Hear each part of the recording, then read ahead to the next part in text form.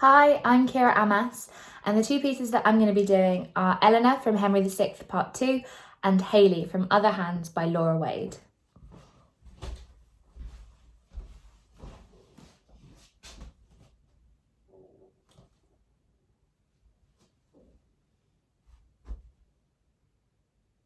Why droops my lord like overripened corn hanging the head of Ceres' plenteous load?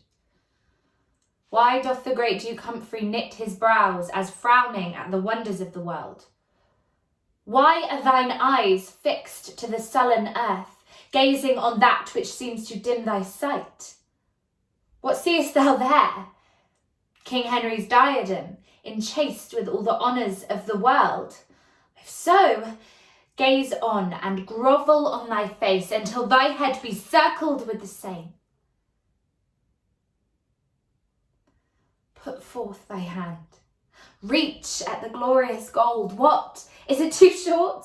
I'll lengthen it with mine, and having both together heaved it up, we'll both together lift our heads to heaven, and never more abase our sights so low as to vouchsafe one glance unto the ground.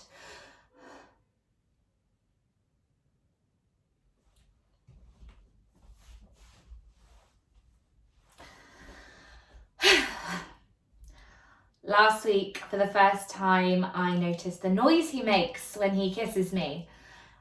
And you know, he'd never, like just now with my jacket, he'd never do that. Wouldn't even notice. And I think maybe I want someone who, it's just the watching out for the uncalled for little things like that.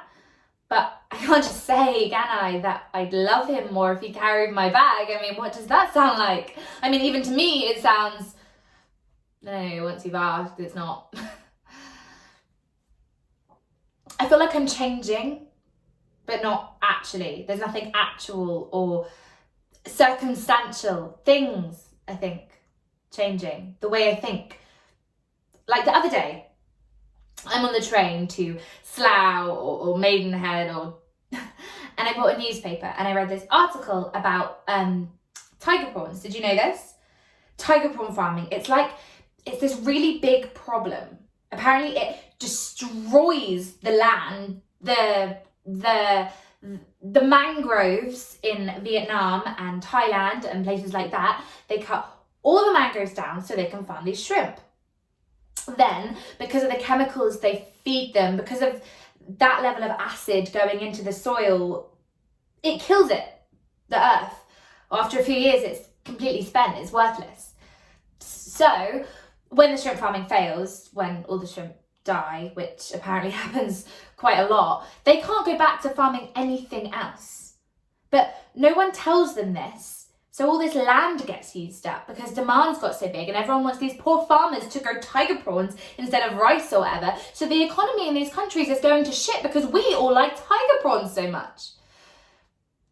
Anyway, so I read this in the morning, and then by about 11 when I'm getting hungry for lunch, all I can think about is fucking tiger prawns. How much I want a tiger prawn sandwich. So I'm in Marks and Spencer's in Slough or somewhere bollocks, absolutely desperate for a tiger prawn salad, you know? After reading that. And I think, what is that? And I'm not sure if I care. Like, fox hunting. I know I'm opposed to fox hunting. I know I must be. It's just, I can't really remember why. And sometimes I think I would really like to wear fur. For example. Thank you.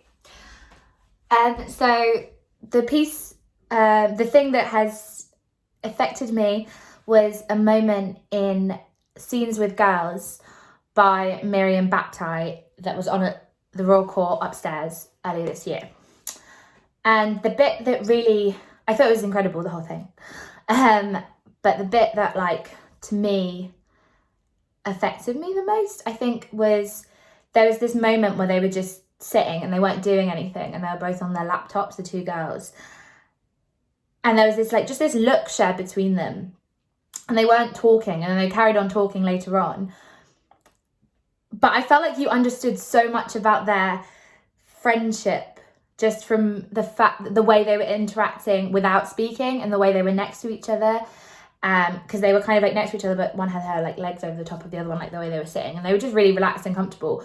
But I thought it was incredible how that tiny moment, like they just like looked at each other and they went back to what they were saying or whatever, and back to what they were doing. And I thought that was, yeah, the whole play itself for me really got to me, because it was like the most real, the most close to like my friendships that I have with girls on stage. And I think I read something that Miriam Baptiste said that was like, it's about girls' platonic devotion to each other in their friendship, which I thought was, yeah, exactly what I took away from it, because you can love your friends like so deeply and non-romantically. And I think that's what that moment showed, and everyone felt that in the whole room. Like there was no question of these two characters' love for each other, and it didn't have to be with words. They didn't say anything to each other, which I just thought was really powerful, basically. So yeah, thank you. Yeah, I'm gonna, yeah.